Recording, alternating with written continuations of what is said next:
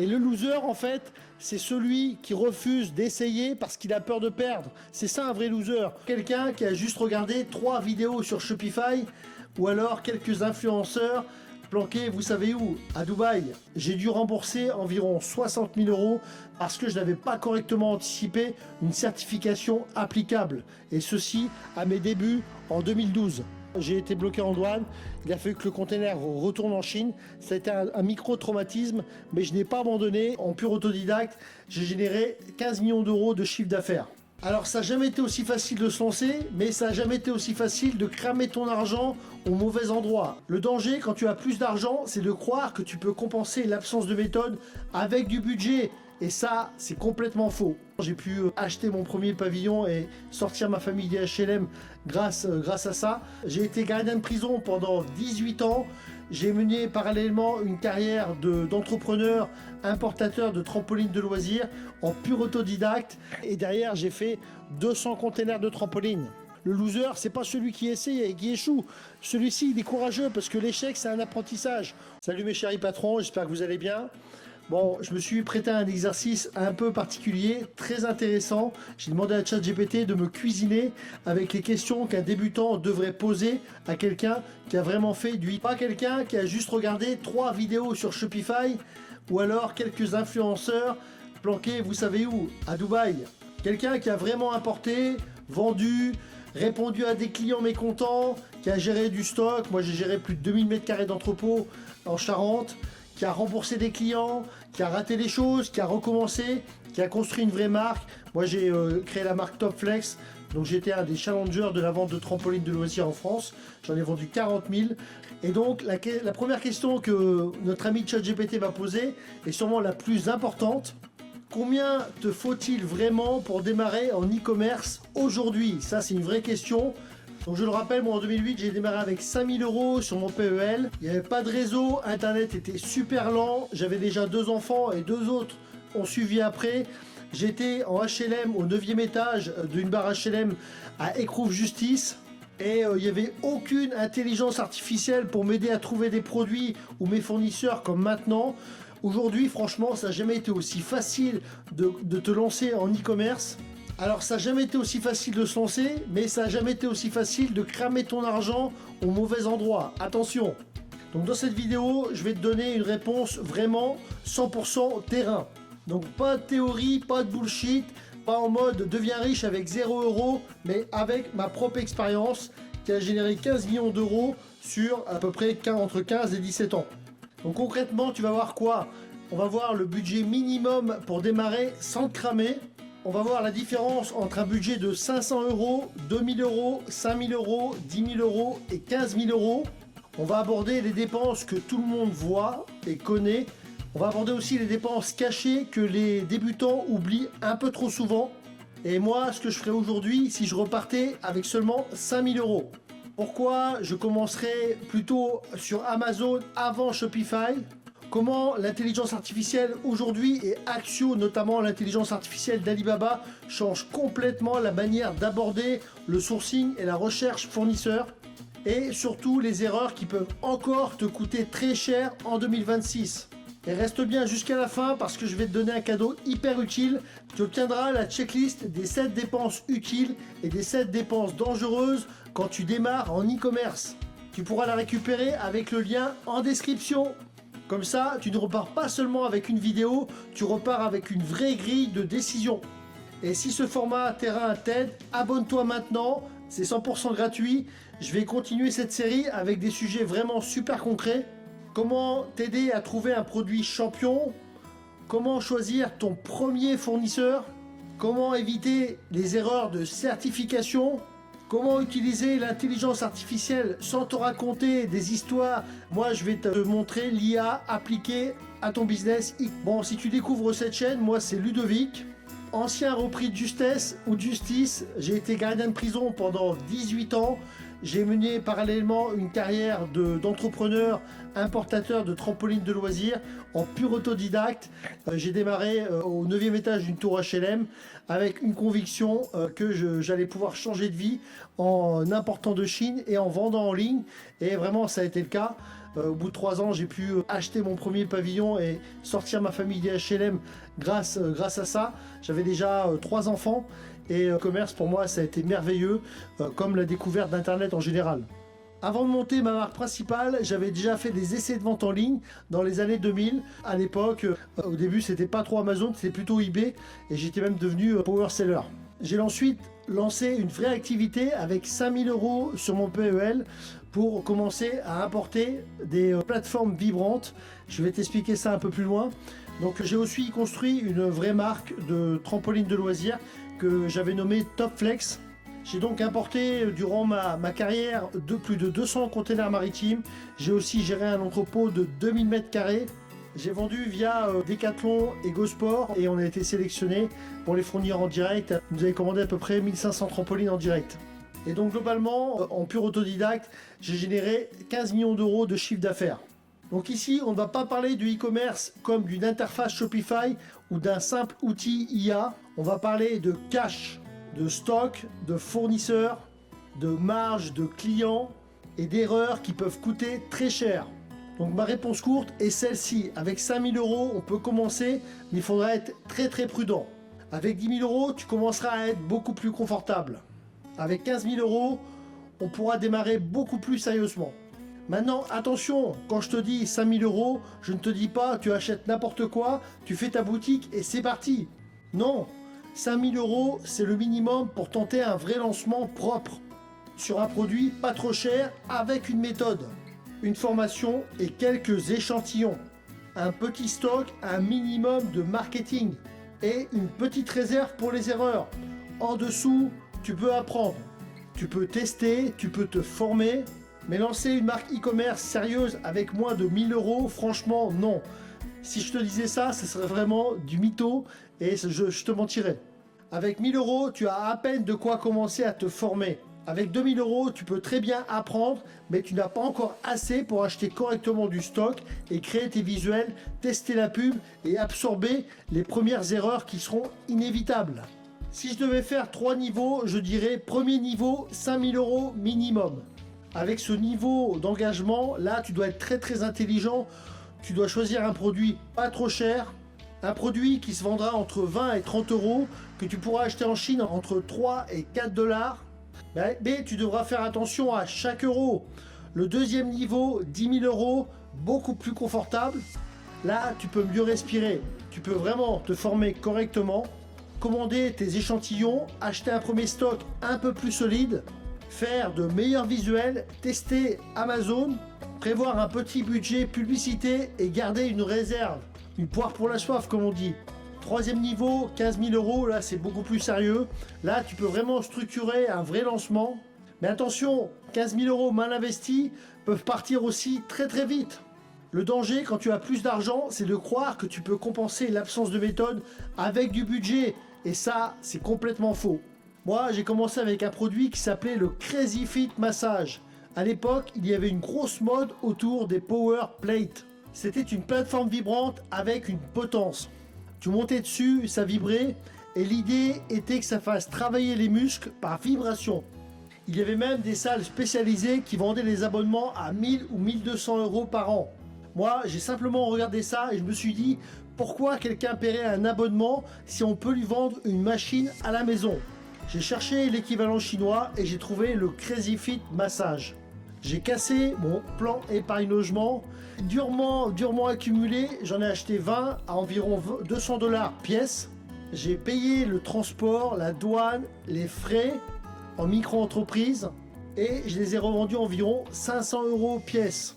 Ça m'a fait un peu plus de 10 000 € de chiffre d'affaires pour 5 000 € investis et sur les 20, j'en ai vendu 17. J'en ai donné une à ma belle-sœur parce qu'elle m'avait aidé à recevoir la marchandise. Et j'en ai une qui est tombée en panne, donc j'ai dû faire un SAV. J'en ai gardé une aussi. Donc j'ai été à l'équilibre, j'ai réussi à gagner de l'argent dès le début. Mais surtout, j'avais validé quelque chose. Je pouvais acheter, importer, vendre, livrer et encaisser. Et au début, c'est ça le vrai objectif. Ce n'est pas de devenir riche sur la première commande, c'est valider la chaîne. La première commande ne doit pas avoir pour objectif principal de te payer. Elle doit d'abord valider le produit. C'est pour ça que moi je recommande toujours de te lancer en e-commerce en side project à côté de ton boulot existant, de surtout pas quitter ton boulot ou alors peut-être de profiter d'un chômage pour te lancer et toujours en sécurité, d'accord?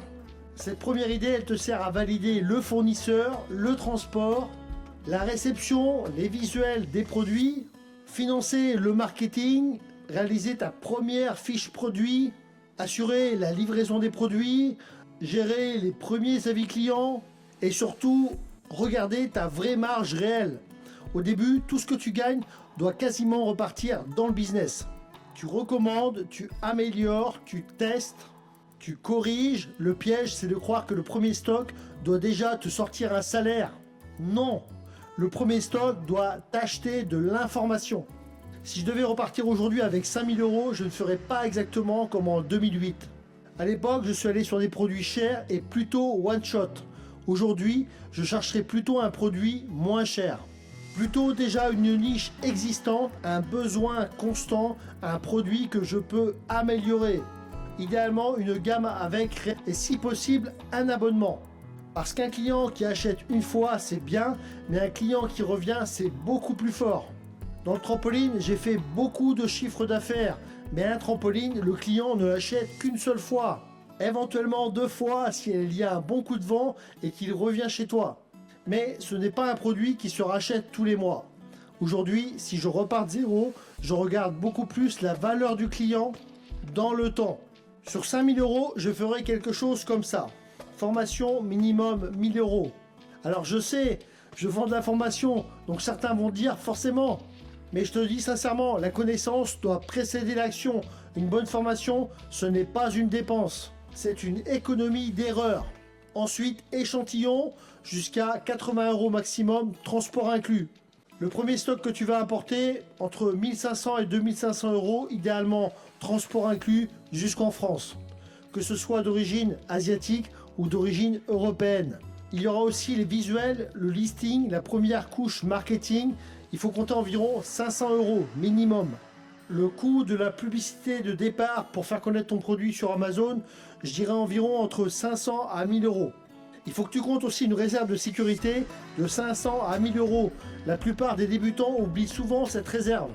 Mais il y a toujours un truc, un transport plus cher, un mauvais échantillon, une photo à refaire, un produit à renvoyer, une pub qui ne convertit pas tout de suite. Si tu pars sans marge de sécurité, tu vas paniquer au premier problème. Tout le monde pense au stock, mais les dépenses cachées sont souvent ailleurs. Il y a les échantillons, l'inspection avant expédition, les droits et taxes, le transitaire, le stockage, la préparation logistique, les visuels, la vidéo produit, les frais Amazon ou Marketplace, le budget publicitaire, les retours, le SAV et les erreurs. Une inspection avant expédition peut coûter entre 200 et 300 $. Mais si elle t'évite de recevoir un mauvais stock, c'est l'un des meilleurs investissements possibles. La pub aussi est souvent oubliée. Les gens pensent, je vais faire mon site et le trafic viendra. Non, ça n'est pas comme ça. Le trafic, tu dois y penser avant. Amazon peut t'aider parce que c'est un énorme carrefour d'audience. Les marketplaces aussi, du type leclerc.fr ou auchan.fr, carrefour.fr, ont leur propre marketplace sur laquelle tu pourras vendre tes produits. Imagine ces millions de gens que tu vois et qui t'entourent quand tu es à Auchan, Carrefour, se retrouvent aussi sur la marketplace pour aller voir tes futurs produits. Shopify est très puissant, surtout aujourd'hui à l'heure de l'intelligence artificielle. Mais si tu lances ton Shopify sans trafic, tu as juste un beau magasin dans une rue toute vide. Aujourd'hui, si je devais recommencer, je testerais probablement d'abord sur Amazon. Pas parce qu'Amazon est parfait. Amazon peut aussi être très dur. Amazon peut te couper l'accès si tu ne respectes pas les règles. Mais Amazon a déjà le trafic pour valider une offre, un produit, une fiche, des visuels, une promesse. C'est très très puissant. Ensuite, quand le produit est valide, je construis un Shopify. Shopify aujourd'hui est devenu quasi incontournable. Je ne le recommandais pas autant avant parce que le modèle économique prend des frais assez importants et que sur des gros chiffres d'affaires, ça commence à faire beaucoup d'argent. Mais avec l'IA, les intégrations, les applications, la facilité, la connexion possible avec ChatGPT ou Claude et les outils modernes, c'est devenu une base très solide et incontournable selon moi. Mais ne pense jamais, je fais Shopify et les clients arriveront comme par magie. Non, il faut penser trafic, Amazon, Marketplace, SEO, contenu, pub et maintenant même présence dans les intelligences artificielles et même dans les résultats qu'on a dans ChatGPT ou Claude. Une grosse erreur, c'est de vouloir inventer une niche qui n'existe pas. Ça reste vraiment pour les gros industriels, ceux qui ont déjà des millions pour éduquer le marché. Quand tu démarres avec 5 ou 10 000 euros, tu ne dois pas créer un besoin qui n'existe pas encore. Tu dois trouver un besoin déjà présent et apporter une meilleure réponse. C'est ce que j'ai fait avec la marque Yogazen. Je n'ai pas inventé la niche du tapis de yoga. J'ai simplement analysé les avis clients, j'ai regardé les produits qui se vendaient déjà, j'ai vu que les clients se plaignaient, trop fin, pas assez large, pas assez confortable, odeur chimique, mauvaise sensation. Donc on a simplement fait un tapis plus large, plus épais, plus confortable, avec des marquages sur les deux faces. Ce n'était pas une invention révolutionnaire, mais c'était une accumulation de petits avantages. Et avec une couche marketing premium, on arrivait à vendre 50 euros un tapis, où d'autres galéraient à vendre à 25 euros. La différence, ce n'est pas seulement le produit, c'est le produit, plus l'analyse, plus le marketing, plus la preuve, plus la promesse. Aujourd'hui, avec l'IA, tu peux aller beaucoup plus vite. En gros, je t'explique, tu récupères les avis clients, surtout les avis négatifs, tu les fais analyser par une IA et tu demandes quels problèmes reviennent souvent, quelles frustrations apparaissent sur plusieurs produits, quels points positifs des best-sellers faut-il absolument garder, qu'est-ce qu'on peut améliorer pour créer un produit premium.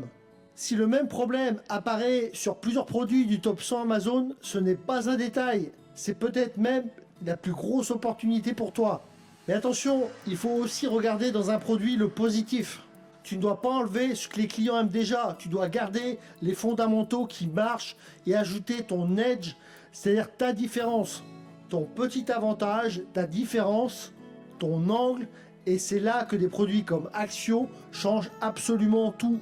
Moi, il m'a fallu des années pour trouver certains fournisseurs. Mon fournisseur de trampoline le plus important, celui avec qui j'ai fait le plus gros chiffre d'affaires, environ plus de 10 millions d'euros, je l'ai trouvé après des années dans une foire outdoor en Allemagne. Avec Axio, en posant les bonnes questions, j'ai retrouvé ce type de fournisseur beaucoup plus vite. Chercher un fournisseur avant, c'était comme une aiguille dans une botte de foin. Et avec Axio, c'est comme avoir un super aimant pour attirer cette aiguille et la sortir de la botte de foin pour trouver vraiment ton fournisseur idéal, capable de produire le produit spécifique, idéal que tu auras conçu en amont en ayant analysé les avis produits avec l'intelligence artificielle.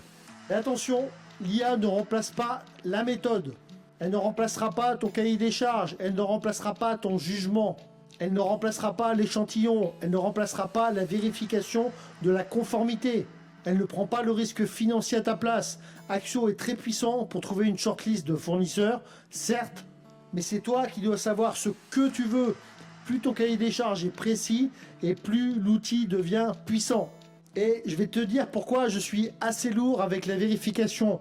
Ma plus grosse erreur, c'est une histoire de certification. J'ai dû rembourser environ 60 000 euros parce que je n'avais pas correctement anticipé une certification applicable. Et ceci à mes débuts en 2012. Je te raconte brièvement, j'avais fait mon premier container de trampoline fin 2011. Début 2012, comme ça avait bien marché la première fois, je mets en pré-vente un deuxième container. Et là, il s'est avéré, sur le premier container, il n'y avait pas de norme trampoline existante. Sur le deuxième, la norme était applicable. Et là, mon usine a été incapable de me produire la certification. Pourtant, les trampolines étaient aussi solides que ceux que j'ai vendus après. Et voilà, j'ai été bloqué en douane. Il a fallu que le container retourne en Chine. Ça a été un micro-traumatisme, mais je n'ai pas abandonné. Et derrière, j'ai fait 200 containers de trampolines. En France, comme tu le sais, on voit souvent l'échec comme un truc de loser. Et le loser, en fait, c'est celui qui refuse d'essayer parce qu'il a peur de perdre. C'est ça un vrai loser. Le loser, c'est pas celui qui essaye et qui échoue. Celui-ci, il est courageux parce que l'échec, c'est un apprentissage. En France, on a cette putain de mentalité de loser, de dire quand tu échoues, en fait, mais c'est celui qui a peur d'échouer, qui n'agit pas, qui est un vrai loser. C'est ça la vérité. Donc tu l'as bien compris, moi, je vois pas du tout ça comme ça. Si je n'avais pas fait cette erreur, je ne serais peut-être pas devenu aussi rigoureux. Je suis devenu vraiment paranoïaque sur les certifications et après on a eu des contrôles, mais aucun de bloquant, des contrôles de circonstances et épisodiques avant la saison des trampolines et je n'ai jamais plus eu de problème en douane sur les années qui ont suivi. Et derrière, j'ai vendu pour environ 12 millions d'euros de trampolines. Mais la leçon, elle a été claire. Ne t'improvise surtout pas importateur tout seul. Vérifie bien tes certifications. Appelle un déclarant en douane. Regarde aussi sur le site de l'AFNOR. Et surtout, entoure-toi de professionnels et de gens qui ont déjà fait le chemin avant toi. D'ailleurs, sache que la certification, c'est pas une grosse histoire. Une fois qu'elle est bonne, elle te sécurise pendant des années. Ok ? Mais si tu l'oublies au départ, ça peut te coûter très très cher. Donc retiens bien que les outils changent, les plateformes changent, l'IA arrive, mais la psychologie humaine ne change pas tant que ça. D'ailleurs, au niveau de la vente, une des recettes de base que j'ai appris quand j'ai bossé pour 2 ans pour le téléachat français en tant que revendeur internet, c'est la recette AIDA. Donc le premier A, c'est l'attention maintenant au niveau des vidéos. Ensuite, c'est susciter l'intérêt. Ensuite, le D, ça va être désir. C'est-à-dire qu'après avoir suscité l'intérêt, susciter l'envie. Et derrière, le dernier A, ça va être le passage à l'action. Donc ça va être présenter une offre, proposer un prix, un produit, la vente. Voilà, passer à l'action. Alors, la manière d'attirer l'attention, souvent, ça va être de parler d'un problème. Ensuite, tu vas montrer que les solutions classiques sont insuffisantes. Après, tu vas présenter les problèmes. Ensuite, tu vas présenter ton produit comme une meilleure réponse. Tu montres ses avantages, tu prouves et tu invites à passer à l'action. Biogazen, par exemple, la couche marketing a tout changé. C'était un produit plus large, plus épais, donc avec un meilleur confort, une meilleure présentation, une vidéo top niveau avec des incrustations 3D. Dans cette vidéo, j'ai investi 2000 €. J'ai vendu des milliers de tapis yoga sur lesquels je margeais à plus de 25 €. D'accord ? Donc ces 2000 € en fait ont été rapidement rentabilisés. C'est beaucoup moins cher grâce à l'IA. C'est un actif. D'accord ? Ce n'est pas une dépense, c'est un investissement. Cette vidéo commerciale que tu vas faire sur ton produit, c'est un actif. Aujourd'hui d'ailleurs, avec des outils IA, tu peux produire des visuels et des vidéos qui auraient coûté beaucoup plus cher avant. Ça va te coûter quelques dizaines d'euros pour faire moi ce qui m'aurait coûté des milliers d'euros. Mais le principe reste le même, le produit doit tenir la promesse aussi doit être très claire, la preuve doit rassurer, les visuels doivent donner envie, il faut tout, ok ? Donc si tu veux démarrer aujourd'hui, voici la checklist très simple. Avant de dépenser ton argent, demande-toi, est-ce que ma niche existe déjà ? Ensuite, est-ce que j'ai de la data, pas juste une intuition ? Est-ce que les avis clients montrent un problème répétitif ? Est-ce que je peux créer un produit différent, même légèrement ? Est-ce que ma marge tient après transport, TVA, droits, stockage, pub et retour ? Est-ce que j'ai vérifié les certifications ? Est-ce que j'ai prévu les échantillons ? Est-ce que je peux tester petit ? Est-ce que j'ai une réserve pour les erreurs ? Est-ce que j'ai pensé au trafic avant de faire le site ? Si tu as 500 €, ne te lance pas n'importe comment. Forme-toi d'abord gratuitement. Il y a beaucoup de vidéos sur cette chaîne. Regarde toutes les vidéos, faire des résumés avec l'IA et tu auras déjà un bon début, d'accord ? Ça ne remplacera pas un accompagnement premium avec quelqu'un au-dessus de ton épaule pour te conseiller quoi faire, ne pas faire, mais ça va déjà te familiariser, t'éduquer sur ce métier d'e-commerçant, ok ? Et ensuite, économise, comprends les bases et les fondamentaux. Ensuite, si tu as 1000 ou 2000 €, tu peux commencer à te former sérieusement, mais ne crois pas que tu as de quoi commencer à lancer ta marque complète. Si tu as 5000 €, tu peux lancer là un vrai test, mais il faut être très très précis dans chaque poste et bien prévoir tout avec minutie. Si tu as 10 000 €, là, tu pourras être beaucoup plus confortable, mais tu pourras aussi faire de plus grosses erreurs. Donc, c'est très très important d'avoir un cadre. Si tu le sens que tu as envie de le faire, fais-le, lance-toi, mais fais-le, enfin forme-toi quoi. Il y a pas mal de hard skills qu'il faut avoir en étant e-commerçant. Surtout, il faut être à la pointe maintenant de l'IA pour, voilà, tu vas avoir des e-commerçants qui vont arriver, qui seront à la pointe de l'IA. Donc le e-commerce en général, c'est professionnalisé. C'est très très rentable, ça sera anti-IA. L'IA pourra pas dégommer ton business de e-commerce parce que l'IA va pas se remettre à créer des produits. Donc ça c'est super important. C'est vraiment un type de business anti-IA. T'as pas besoin d'incarner ta marque et de te filmer tous les 4 matins à faire l'influenceur, le coach, le formateur, etc. Voilà, tu vends ton produit de manière anonyme, tu as été sérieux dans ton produit et utilisé une méthode, et ça c'est génial. C'est aussi une des raisons pour lesquelles maintenant je prends plus la parole. Mais à mes débuts, comme tout le monde, je craignais un peu de mettre devant une caméra et de prendre la parole. C'est plus trop le cas maintenant, mais je comprends que ça le soit encore pour vous, et vous ne serez pas obligé d'incarner votre marque, et pour vous c'est plus libérateur, et ça vous fera aussi une protection contre cette IA qui est finalement le vrai grand remplacement à venir. Et donc si tu as 15 000 euros, c'est très bien, mais la règle reste la même. La connaissance doit précéder l'action. Donc maintenant, dis-moi en commentaire avec quel budget tu voudrais commencer toi-même. 500 euros, 2000 euros, 5000 euros, 10 000 euros, peut-être encore plus, 15 000 euros. Et dis-moi ce qui te bloque le plus aujourd'hui. Est-ce que c'est le produit? Est-ce que c'est la recherche du fournisseur? Est-ce que c'est ton calcul de marge? Est-ce que c'est créer ta première boutique? Est-ce que c'est gérer, lancer, faire des pubs? Est-ce que c'est la peur de te tromper par exemple? Alors je lis tous les commentaires et je prendrai les meilleures questions pour faire les prochaines vidéos, et je répondrai à chacun des commentaires, de vos questions en commentaire. Donc je vous en remercie d'avance. Merci.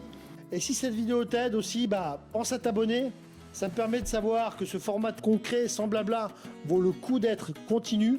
Et comme promis, j'ai préparé une checklist simple.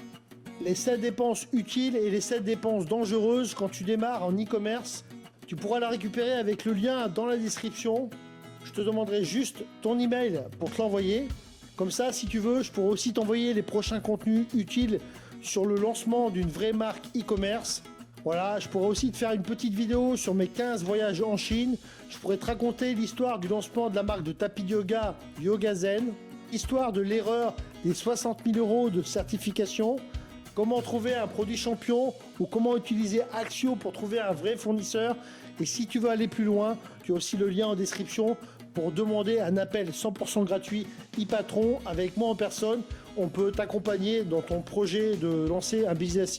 Voilà, l'objectif, ce n'est pas de vendre une formation à tout le monde, c'est de regarder ton projet, ton budget, ton niveau et ton idée produit, et de voir si on peut vraiment t'accompagner. Si ce n'est pas le bon moment, on te le dira aussi, parce que le but, ce n'est pas de te vendre un rêve, c'est de t'aider à construire une vraie marque avec une méthode, un produit, une marge et un fournisseur solide. Donc récupère la checklist, abonne-toi si tu veux d'autres vidéos comme celle-ci, et si tu veux qu'on regarde ton projet ensemble, prends rendez-vous avec le lien dans la description. Et retiens bien ça, il n'a jamais été aussi facile de commencer, mais c'est toujours la méthode qui fait la différence. Ciao!